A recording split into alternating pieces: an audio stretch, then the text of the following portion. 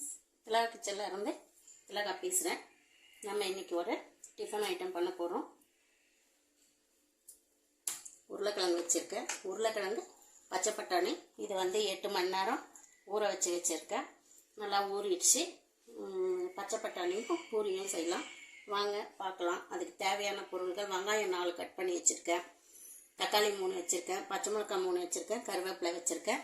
இப்போ இந்த உருளைக்கிழங்கும் பட்டாணியும் ஒரே ஒரு விசில் வச்சு வேக வச்சுக்கலாம்.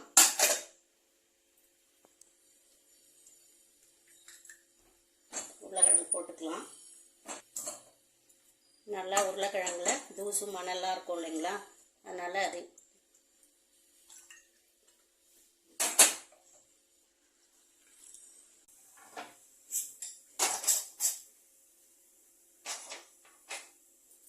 இந்த குருமாவுக்கு என்ன ஸ்பெஷல்னால் நம்ம மண் சட்டியில் செய்ய போகிறோம். அதுதான் ஸ்பெஷல். கொஞ்சம் சிம்மில் வச்சுக்கோங்க, ஏன்னா இது புது மண் சட்டி. அதனால் ஸ்டார்டிங்லேயே தீ நிறைய வைக்கக்கூடாது. கொஞ்சம் எண்ணெய் ஊற்றிக்கிறேன். கரம் மசாலாலாம் வச்சுருக்கேன். பட்டை, லவங்கம், ஏலக்காய், பிரிஞ்சி இலை, இது மராட்டி மொக்கு, அன்னாச்சிப்பூ எல்லாமே வச்சுருக்கேன். இதை போட்டுடலாம்.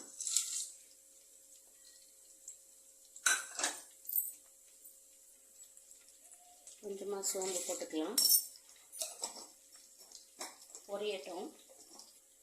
ஒரு பச்சை மிளகாய் போட்டுக்கோங்க. வெங்காயம் போட்டுக்கணும்.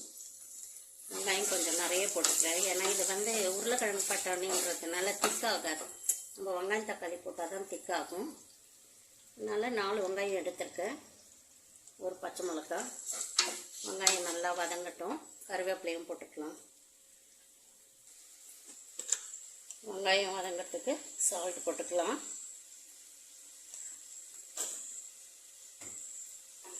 நல்லா மிக்ஸ் பண்ணிக்கலாம். இதுலையே இஞ்சி பூண்டு ஒரு டீஸ்பூன் இஞ்சி பூண்டு பேஸ்ட் போட்டுக்கோங்க. வெங்காயம் வதங்கிடுச்சு. இப்போ 3 தக்காளி கட் பண்ணி வச்சுருக்கேன். இதை போட்டுக்கலாம். நல்லா வதங்கலாம். எண்ணெய் பிரிஞ்சு வர வரைக்கும் வதக்கிக்கலாம். உருளைக்கிழங்கு பட்டாணி வெந்துருச்சு. இதை எடுத்துக்கலாம். பட்டாணி ரொம்ப விட்டா சட்டுன்னு வெந்துடும், அதனால ஒரு விசில் போதும்.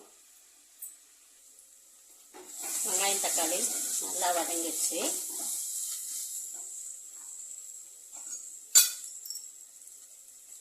மஞ்சத்தூள் 1/4 டீஸ்பூன் போட்டுக்கலாம்.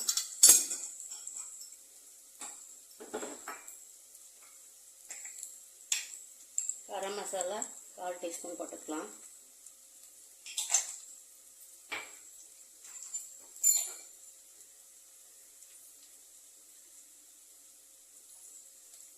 சீரகத்தூள் 1/4 டீஸ்பூன் போட்டுக்கிறேன்.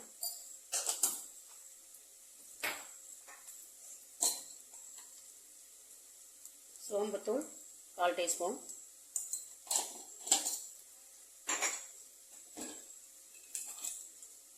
மிளகாய்த்தூள், குழம்பு மிளகாய்த்தூள் 3 டீஸ்பூன் போட்டுக்கிறேன். பச்சை மிளகாய் 2 போட போகிறேன், அதனால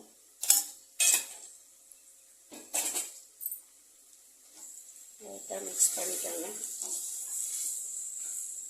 கொஞ்சமாக தண்ணி ஊற்றிக்கலாம்.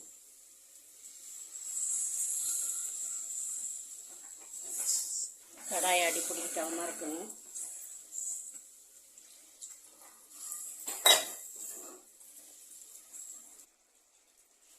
இந்த உருளைக்கிழங்கு இதில் போட்டுடலாம். பச்சை பட்டாணி இதில் ஊற்றிக்கலாம். நல்லா ஒரு மிக்ஸ் கொடுத்துக்கோங்க. கொதி வரட்டும். நல்லா இப்போ கொதி வரட்டும்.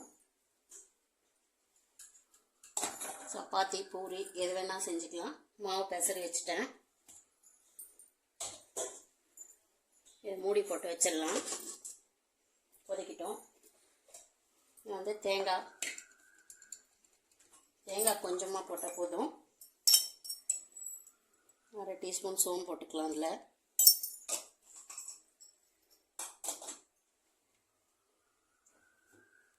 ரெண்டு பச்சை மிளகாய் போடுறேன்.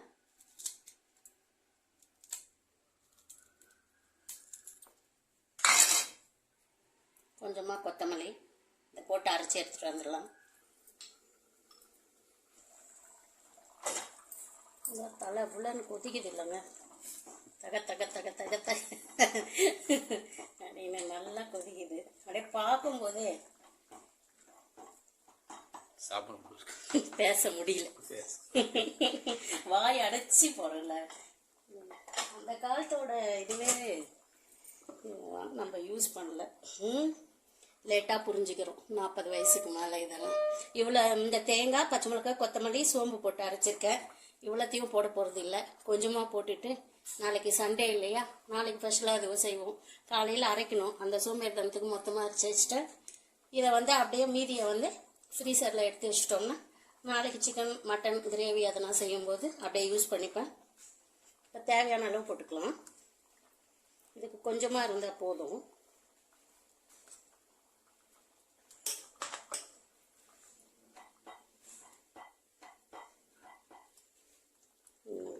இன்னும் ஒரு 2-3 டீஸ்பூன் போட்டுக்கலாம்.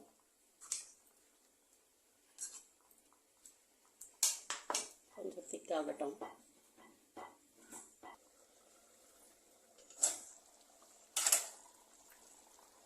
நல்லா கொதிக்குது,